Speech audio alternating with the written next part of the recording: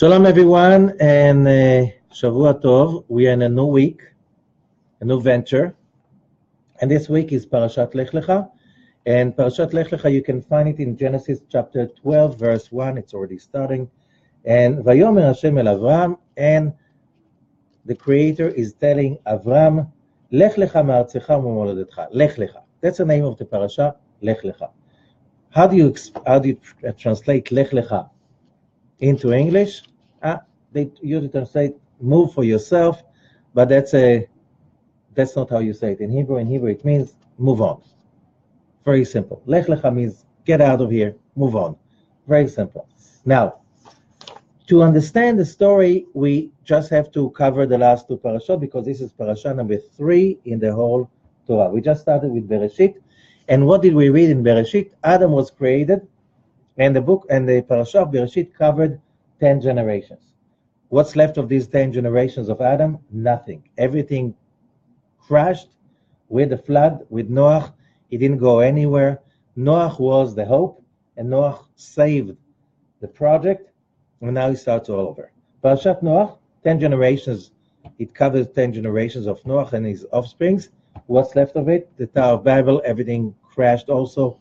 Abraham saved the project. Now we're starting with Abraham, and now the story becomes slow and easygoing.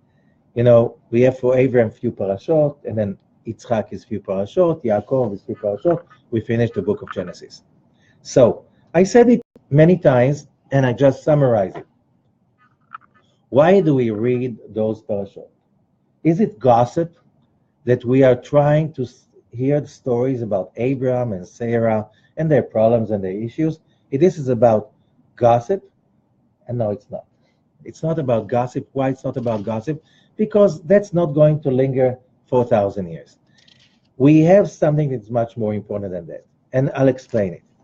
I spoke about it last week, and I'll speak about it again from a different point of view. The last month, the month of Tishrei, was a gift, a great gift. The Creator gave us a gift. Rosh Hashanah is a gift. You know, everybody has judgments, everybody has stuff that is accumulating, everybody needs a restart. Rosh Hashanah was a restart. That restart lasted for 10 days, and then it came to culmination in the holiday of Yom Kippur. Yom Kippur is cleansing, total cleansing. What a gift. Then you have build-up of who you want to be. What's the person you want to become? And that you have in Sukkot. Simchat Torah completes the whole thing. You basically had a big overall. That was the month of Tishrei. Now, what do you do after your car goes through an overall? It goes to a test. And then usually it's a stress test. And this stress test is called the month of Scorpio, Cheshvan, we just started. It's a stress test. It's never, if you know Scorpios, they don't like it when everything is nice. They like to make waves, they like the extreme, any kind of extreme, they like it. And we become Scorpios as of yesterday. The month of Scorpio started, and it's always stressful. Now, when you do a stress test, what do you get? You find your limits. You realize after the overall, what kind of a machine did you get? Like, what's the capacity?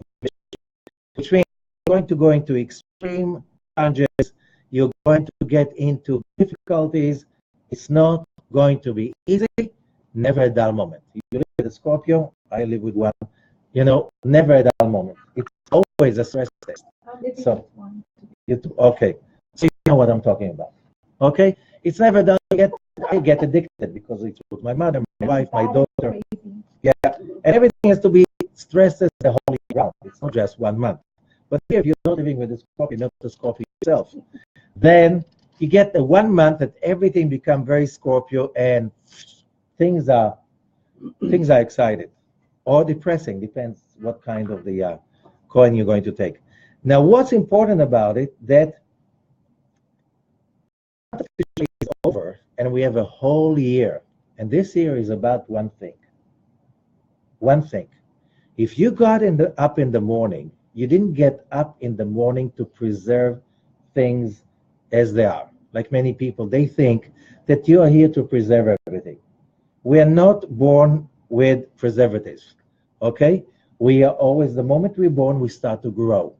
And from that moment on, nothing stays the same. The message is very simple. We are not here to live it this way. The first person who really gets it, that's Abraham. He's the first person that really gets what this system is about. And that's why it's not that God never says to anyone, move on, get moving already, Lekh, Lekha. That's the first person who really got the message. It's not that God waited, okay, when is Abraham going to listen to me? Okay, according to this, 75 years old, Abraham, that's the time for the wake-up call. No, God is above time, you have to remember that. The question is, when is that? The wake-up call is being sent to everyone all the time, every day, every minute. The question is, when is it the moment that we are going to get it in? Wake-up call. And the wake-up is about, what the Talmud is saying, very simple, and we spoke about it many times. Talmud says that angels are called in Hebrew omdim, standing. Why?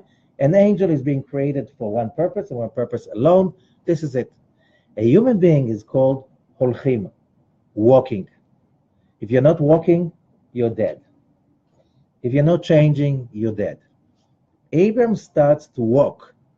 Last parasha, we have the story. Abram, for the ones who don't know, Abram made his living out of astronomy and astrology. He was a great celebrity in Ur-Kasdim, which is the south of Iraq of today. Okay? But then one day he realizes the whole game is fake. And I spoke about it many times, but just the basic of monotheism, if you want to explain it in a nutshell, you could get it from this amazing book, part of it at least, that was also a bestseller in the 90s in the States. It's called The Gifts of the Jews. It was written by James Cahill, an Irish Catholic, and he tried to figure out who was Abraham. How can you tell? He says, who is the person? You can tell from his environment. We found, archaeology, huge libraries of ancient Ur-Kasdim. Okay? So you read the library, you start to get the environment. And what you get in this, in a nutshell, is that everything is dire, negative, and nobody has any right for anything, except from the gods. Why? This is called politics. Because the leaders, the kings, always declare themselves as gods. So if you know polytheism, if you know any kind of, all the traditions of polytheism, what it is about, all the gods are mean, full of ego, and they do whatever they feel like, and they care about no one. There are no values above them, right? All of this is politics to justify the kings of ancient times. If the gods behave like this, I'm a god. I can do whatever I want. I can take your wife, your daughter, your possessions. I'm a god. I can do everything. And Abraham is coming and saying that the world is one. There's one creator. But this one creator is all of us. We all part of that one. Which means if I'm created in the image of God, I deserve the right to be happy. You think this is modern humanism? No, this is Abraham. I have the right to be happy because I was created for that purpose. And the moment he comes with that announcement, that says very simply, ancient idol worshipping was about that if something is good, it's temporary because the gods are going to take it away from you. Good is temporary, evil is eternal. That's polytheism. That's idol worshipping. Abraham is being monotheism in saying that evil is temporary and the good is eternal. Now, according to that understanding, how many monotheist people do you really know? How many people do you know that they really convinced that evil is temporary and goodness is eternal? How many do you know? Okay, think about it. You don't have to give me the answer. Now, this is just for thinking, for homework. And that's about all of these people that present themselves as monotheists and they're not really, because they don't believe in the good. They don't behave like this. So now, The story is that when Abram announces that, and he's a celebrity, he's one of the top leaders of Ur, as an astrologer, astronomer, everybody wants Abram to tell him what's going to happen with me, right? So Abram gets into a problem with the king. That's what the Midrash is saying. He throws him into the furnace in front of the big crowd, and Abram comes out of this alive. So the king is afraid to touch him, but he has to leave. And he leaves from Ur. He walks northwest all the way to Kurdistan, Haran. The city of Haran is in Kurdish Turkey. Okay? That's pretty far from here. Now, he stays there for quite a time. And after being there for a while, here we're starting our parasha. Vayomer Hashem el Avram, and God says to Abram, Lekh Lekha, move on. And how do we know that's what he's saying? The words are saying me'artzecha, from your country, mimoladilcha, from your homeland, mi beit avicha, from the home of your father. It's not his country, it's not his homeland, it's not his birthplace, right? So what is it? Says the Zohar, this is the first time a human being gets the message that says, this is your chart, this is your mazal, this is your destiny. Move on. Up and above that, which means this is your destiny, this is what's written, this is what is supposed to happen to you, and you have the ability. If you connect to the one, you can go above it. Okay? This is the message. Because when you're talking, the Zohar says, when you're talking about your birthplace, it says, no, moladetcha. That's not birthplace. It says the molad, the birth of your moon in your chart. Mi beit avicha, the house of your father.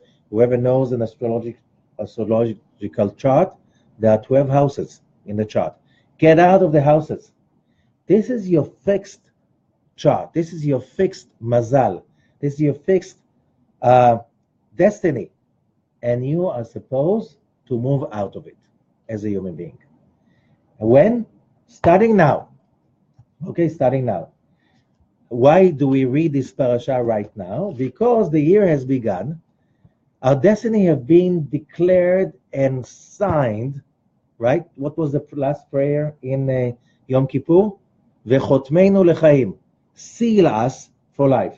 We were sealed. This is our destiny. It's sealed. Now, fight it. You got your destiny, fight it. Go above it. Can't rest. You'll rest, in Gan Eden. After you die, after 120, you can. Right now, if you woke up in the morning, you didn't get up to rest. You got up to start the fight. And the fight starts right now. So, Parashat Lekh Lecha declares the war, which is the whole year round. And during the reading of the parashot of the Torah, we're basically reenacting the rules. What do you have to do in order to get the best out of your day? Now, this week is about Lekh Lecha, about getting the consciousness. We are not here to preserve our lives and to preserve anything. We're here to step up, move on, and transform. If you're doing that, you're a human being. If not, you're an object. Okay? So how do we start? One very important thing.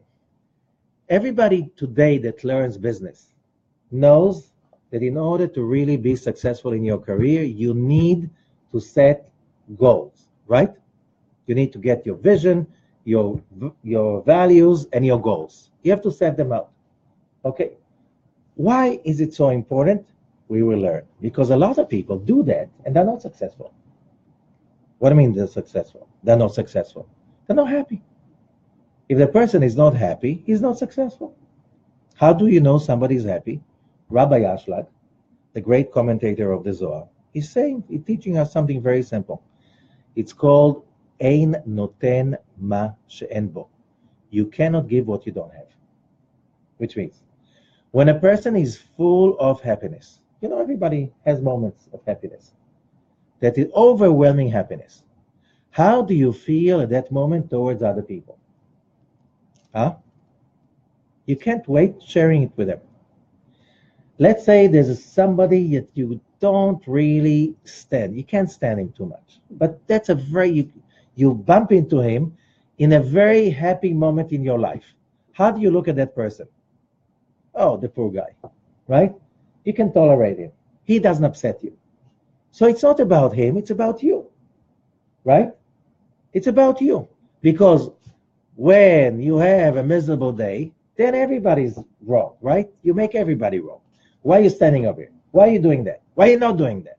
Why are you calling me? Why are you not calling me, right? That's when you're upset. So when we are full of pain, it's almost impossible not to inflict that pain on other people, especially the people next to us, the people we care for, right? And when we're very full of happiness, then we give it and we share it with everyone without any judgment, correct? So now how do I know that somebody is not successful? I look at his surroundings and I see what he does to other people. If he inflicts pain on them, he's not happy. So how many people do we really know that are really happy? How do you know they're happy? They can't stop doing good for others. Why? Because they can't help it. They're so full of good. They can't help it but radiate it. Okay? So now, that's why we know that a lot of people, let's say they go to the best business schools and they do business according to that. Let's say they make a lot of money, but are they happy? Ask their secretaries. They are not. Why? They're not nice people. They're mean. So you know they're not happy. That's very simple. Even a child can see that. That's why you know Kabbalah is very dangerous. It makes everything very simple. Okay? You don't have to do it. No, it's sophisticated. When it's sophisticated, every scientist knows. When you have a scientific problem and the answer is complicated, it's not the right answer. Cannot be. The right answers are always simple. Now, how do I know that I set the proper goals? Comes the next verse. I'll make from you a great nation, and I will bless you. I'll make you famous. You'll become a blessing. Did you understand that? So the Creator explains it. How do you know you are a blessing? This is verse number 3 in chapter 12. I will bless the one who bless you. And I will curse the ones who curse you. And all the families of earth are going to be blessed by your presence. Now, so when I'm making myself a goal, a vision, and whatever, and the vision puts me, you have to be here. How do you know your vision is really coming true properly? When you feel that you become a blessing to towards other people. Then you know your goal is being achieved, on the way to be achieved. This is very important because a lot of people don't realize that. When you're talking about what's the prophecy about redemption? Okay, so Jerusalem is going to be rebuilt and Israel is going to be rebuilt. What about light upon the nations? Isn't that exactly what it says over here? Light upon the nations. The question is, I make a goal. I want to have this. I want to have this. Are you becoming a light upon the nations? That's a question. Very simple. If not, you better Lekha. Move on. You are stuck somewhere. You're not moving forwards, right? Because you're not doing the job. You're not getting close to the job. There's an amazing book that I really admire by Jim Collins. It's called From Good to Better. And how did he get to this book? He's a researcher in economy. And what did he do? He went to the stock market, New York stock market, okay? And he checked how many companies you can find that they, the performance, they check the performance of these companies. And you look at their value, the market value, and you see it's going up and up and up and up. And then it goes this way, exponentially. And he checked 15 companies like this, what made the difference. And he found out that what made the difference was changing of the CEO to a CEO that exactly asked the question how we become light upon the world around us. I don't care about what we produce. I don't care about what we do and how much money we make. I care about who are the people in my company and are we really a blessing to our environment. And then Collins realized that they never set goals, how much money we're going to make and what kind of products we're going to sell. They never set the goals. The goal was, as he calls it, first of all, we choose the people to go on our bus. And then we already decide where we're going. So when they had the critical mass of people that really wants to be light to the world around them, that started to happen.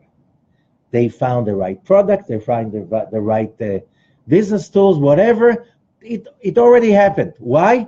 First came the consciousness of being a light to the world, then came the success. Why?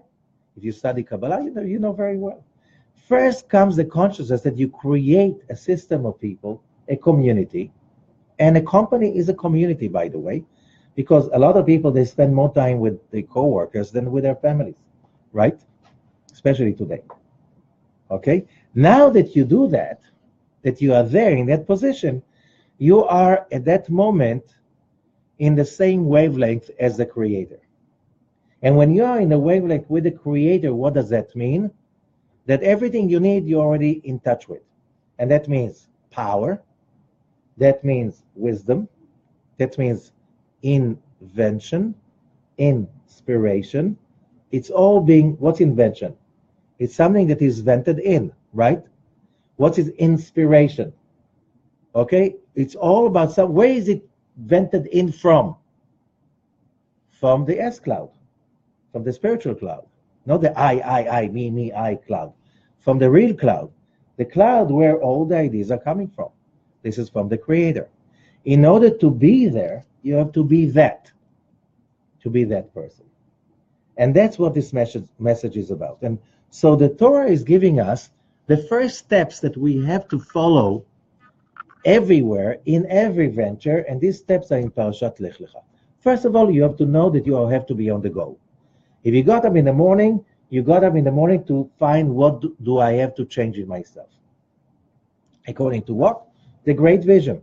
Am I helpful? Am I light to my environment, to the people around me, to the world?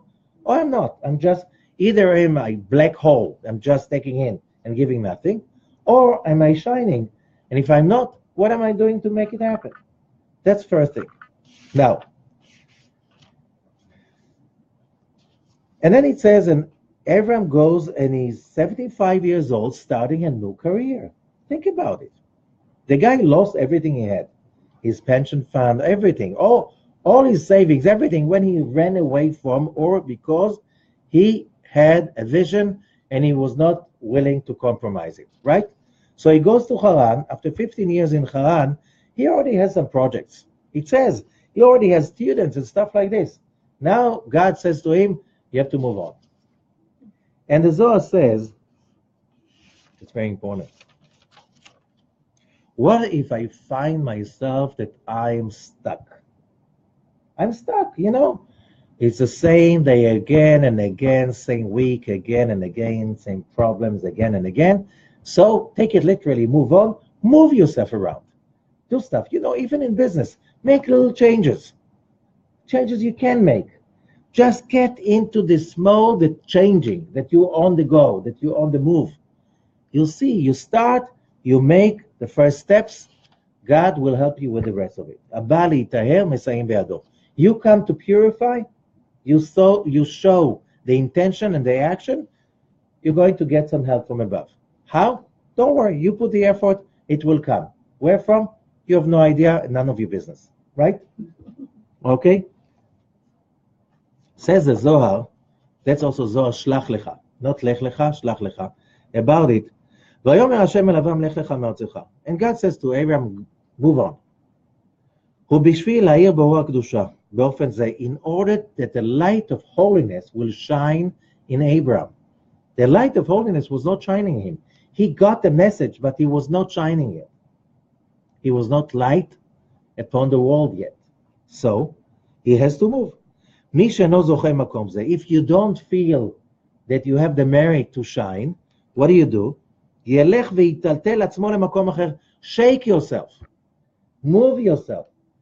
Get yourself into a shake, which means change stuff in your life. Change where you live, how you live, where you walk, how you walk. Doesn't mean you have to change everything, but make changes all the time. Get yourself into the habit of changing and changing and changing. Okay? How? עץ הבוער והאור אינו עולה, ומאיר בו יננו אותו ויעלל באור והעיר. You have a fireplace. There's a log. There's nothing. There's no fire coming. What do? Hit on it. Shake it. Move it around. Fire will come out of it. Right? It's a visual image that the Zohar is giving.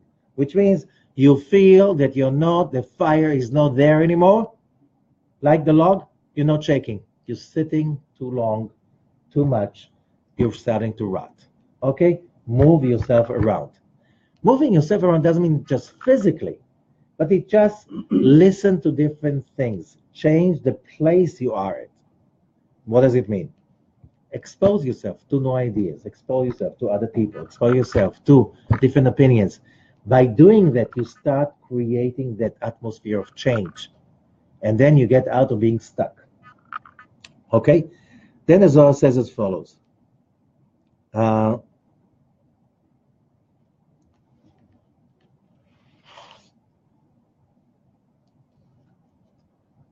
Okay, we'll leave it right now. I think we got the message. So as the moving is starting, and then the Creator is giving Abraham the message. How do you know you're really moving well in the right direction? How do you know you set the vision properly? That you're moving towards a place of being a bliss to the people around you, and finally to the whole world. That's very simple. That's a very high standard, okay? But we're humans. We're not supposed to be animals. Animals can see only the vicinity of the now and here. Humans have the ability to influence and to see beyond the now and here. We spoke about it last parasha. That's the ability of a human being. That's how you connect to yourself being a human being, because you have that gift. So Abraham is living Haran, just because he was told to. It's like, that's a message, okay, let's go. And he goes. And he goes to the land of Canaan. But then, as he comes to the land of Canaan, it says, Vayavo Arza Canaan, they came to the land of Canaan, to the promised land. Vayavor Avram Baaretz, verse 6. And Avram is passing in the land till Shechem, till Enon Moreh, and then other places. And it says, then go verse 9, and it says, Vayisa Avram haloch v'nasoah. And Abraham is traveling haloch v'nasoah. So one of my students said today, it's like journeying.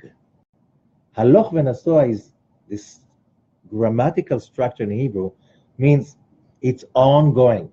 He was traveling and traveling and traveling. Why? Because traveling is a state of mind. It's not just, okay, moved on. Like some people, okay, did I make enough changes? Can I rest already? Right? You're in the wrong place. You're in the wrong place. Now, till change becomes you, till you become the change. Wherever you are, whatever you do, you are experiencing change. This is what we're talking about. Change is human. Human is about change. Okay? That's being part of it. So, Vayisa Avram haloch v'nasoah.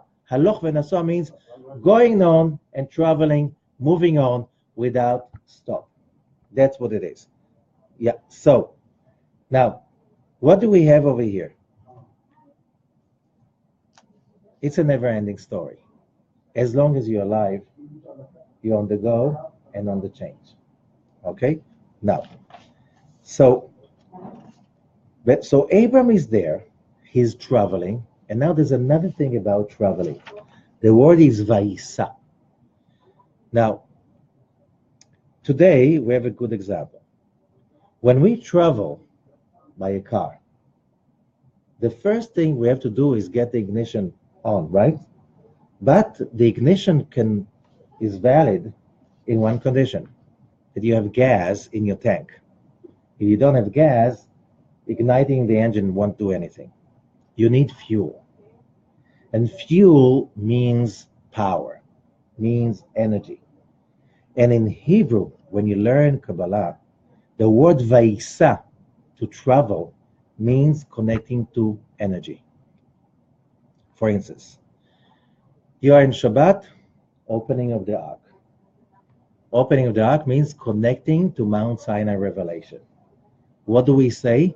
Vayhi binsoa haon. As the Ark is traveling. Traveling means revelation. Revelation of light. Whoever knows about the 72 names. How do you start with the 72 names? The word Vaisa. The 72 names is made of 3 verses mentioned in Exodus chapter 14, verses 19, 20, and 21. What's the first word? Vaisa. And he traveled. Which means when you want to make a leap, you want to travel, you need first to connect to spiritual power. Otherwise, you're going nowhere. Because you have no gas in your tank. So you can go into the car, ignite it, you're going nowhere. You need energy. And without spiritual energy, you go nowhere. So that's why every morning, if you don't energize yourself through a prayer, meditation, whatever, in the morning, studying, you're going nowhere the whole day long because your tank is empty. How some you don't go anywhere. Lekha, you need to charge yourself spiritually. Without spiritual charging, you're going nowhere. So you get another concept. But then the next verse says, Vayira ba'aretz, and there was famine in the land. So the sages are saying, Abram comes to the promised land. What's the first news? Famine. That's a promised land. That's a promised land. Where's the promise? If it's famine, I cannot eat over here. Can't survive. Abram has to go to Egypt. We talked about the challenges. But if you think spiritually, you know that every challenge is an opportunity. And by the way, I always ask the question, how many babies have been born in between contractions? None. Why? Because when a baby is being delivered only by a lot of pressure. When a person delivers himself, how many people really change when everything is nice and cool and pleasant? No one. When do people really change? Under pressure. Pressure, under strife, under diverse, any kind of challenge, that's what makes people change. When everything is too comfortable, people do not change. People change under challenge. Okay? So Abram knows that.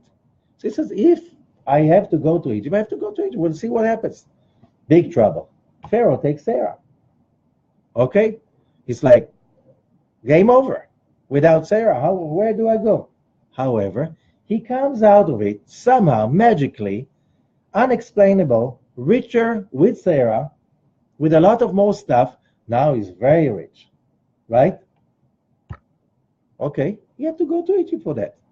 Many times it looks like bad news, but if you don't fight it, you just go with this, and you try to get the good out of it, you'll find the good out of it. By the way, when there is a depression or recession, everybody becomes poor? No. They are the ones who become very rich, right? Just when everybody goes down, they go up. Why? They take the opportunity. Instead of complaining, they make business. Why? Because everything is down. Real estate is down, the stock market is down. This is the time to invest. This is the time to build. Why? When when the market is up, everybody is competing. Right now, most people don't work. Now it's your time to work. right? That's what another lesson Abraham is giving to us. Now, we come to another concept that is very important, very crucial, although we mentioned it. As Abraham is rich and is comfortable, he's not comfortable. You realize when there is a lot of money, then you start to see the rifts between you and your partners, right? Because there's something to fight about. Now he sees there's fight between his shepherds and his nephew's shepherds. Why do you have fights? The country is big. You know, when you see the people, the way you see people, the representatives of a company behave, you know usually they get it from above. It sips from the top. So you can tell from them what's happening in the top. Lot in Aramaic means a curse. And Lot symbolize that part of our life that we're supposed to set ourselves apart from. Because Lot is all about those people in our lives that are a curse, because they do not consider values, they do not consider integrity. And that's why Abram comes to Lot and says, you know, my nephew, the land is big, we cannot be together. You choose where to go. If you go to the left, I'll go to the right. If you go to the right, I'll go to the left. Where does Lot choose to go to? Sodom and Gomorrah. That's where he wants to live. Okay? So we know exactly why he wants to live in Sodom and Gomorrah, because he feels affinity with them. For Abraham, that was another sign it was the right decision. Remember when he spoke about the book From Good to Better? First of all, get the right people on the bus. Get rid of the people that are poisonous for your company, because they do not consider no values, no integrity. Now, after you have the right people, you will know what to do. That's not important right now. Before you have the right company, you're not driving, you're not going anywhere right. First of all, you get the right people. So that's very important. In your journey, you have to choose who are your companions. Who are the people you really count on them to help you, to support you? It doesn't mean you have to, stop being real. Today, we're in a very complex environment. You could have a very good bunch of friends. You see them maybe once a week, but with the WhatsApp and so on, you're in touch with them the whole day long. So who is your community? The people you're in touch with, and you care for their opinion. While you have a whole bunch of people that you're with them in the same office, you don't care for their opinion. They're not your community, because you don't care for their opinion. So they don't affect you so much as the people you choose to be affected from. Okay? So that's another thing. But then there's another story. We spoke about it last week, so I'm not going to talk about it too much. Lot is being, he chose the wrong environment. He got into trouble, and Abram goes to save him. Right? Why Abram goes to save him? He's a bad guy. And that we learn something very important. Abram sees that something good can come out of it. The fact that somebody is not well behaved, it doesn't mean it's game over. It doesn't mean game over. It means not now. He's not ready yet. Same way every Kabbalist will tell you. When you see a situation and it's not perfect, it's like a fruit on a tree. The fruit, when it's on the tree, what's the taste of it?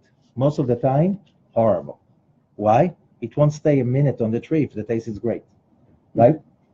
So, so when you see a situation on a person and are not really good, that's like the fruit. It's not ripe yet.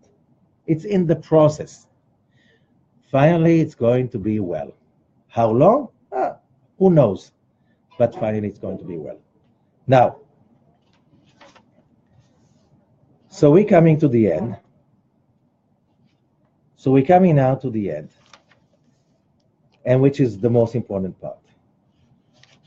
With all of this, Abram is saving Lot because he sees that from Lot came out Moab, from Moab came out Ruth the Moabite, from Ruth the Moabite came King David.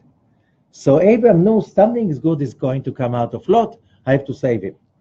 And he saves him with the power of speech. Of course, the answer for it is last week's reading. I spoke about it.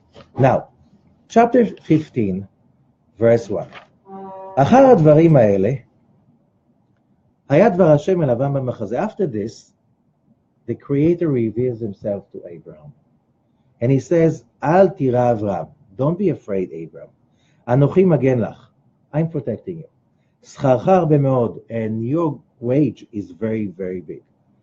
ויאמר אברהם, so Abraham answers, השם אלוקים, מה תיתן לי ואנוכי הולך ערירי?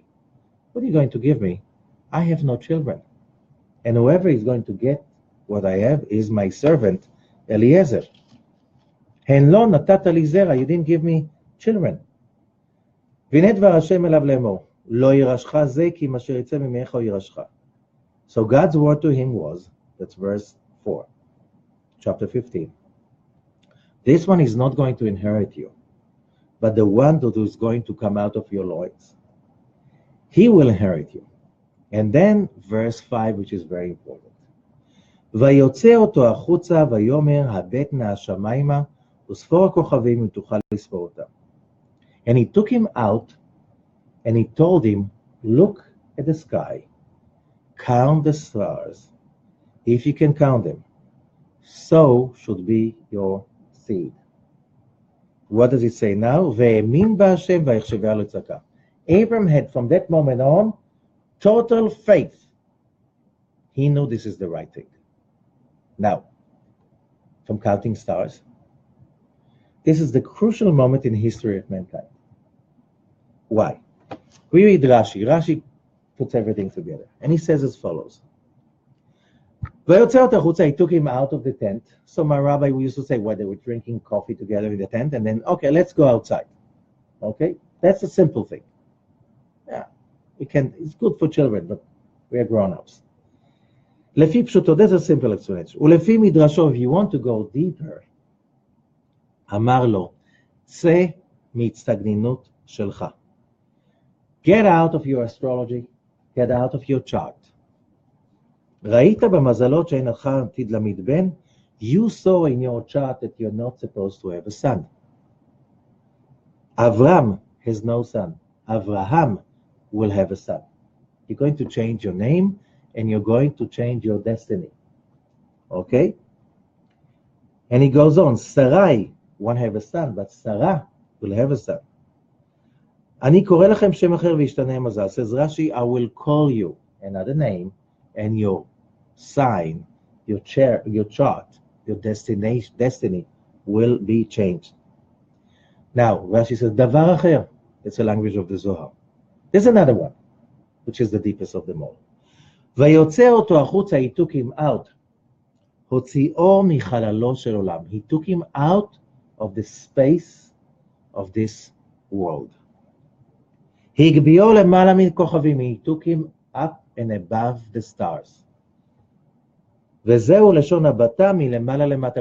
When he told him, look at the sky, it's like, look down at the sky. Now you can look, I gave you another point of view. You can look at the stars, you can look at destiny from above, and you can control destiny from now on. Which means, that brings us to the Talmud Tractate Shabbat. There's an argument over there. Are Israel affected by the stars? Are they not? And the Talmud even says it's a mitzvah. It's a precept to study astrology and astronomy. What? The moment there is an argument, that moment the Talmud shows us there are few options, few possibilities. One possibility is when people live the normal, regular life, logical life. What does it mean? Whatever it says in the stars will affect your life. Whatever is your destiny, everything is already written down. However, when you connect to the light of God by following the rules over here, when you go against your nature, when you move on all the time, and you transform and you set yourself the goal to become a light upon the nations, Then you go out of the space that everybody is. And in the new space, you look down at the stars and you start to change your destination and by changing your destiny. And that is how you can, everything is written till you change it. הכל צפוי והרשות נתונה. Everything is predetermined, but you can change it. And that's how the Zohar comes to that expression that says, even though it says that a person is supposed to die, even though there's a decree that he cannot change that decree, a person can change the decree and live. What does it mean? If you follow those rules that the Torah is teaching us, if you walk on and you ongoingly finding the way to change or become more enlightened, you'll find yourself looking at the stars from above, not from below. And that means you can find yourself doing the impossible, the illogical. You can find yourself becoming light and being darkness. And this is the goal of the whole Torah reading, and we're just starting the first steps. Lekh, Lekha. Move on. Thank you so much. Have a great week.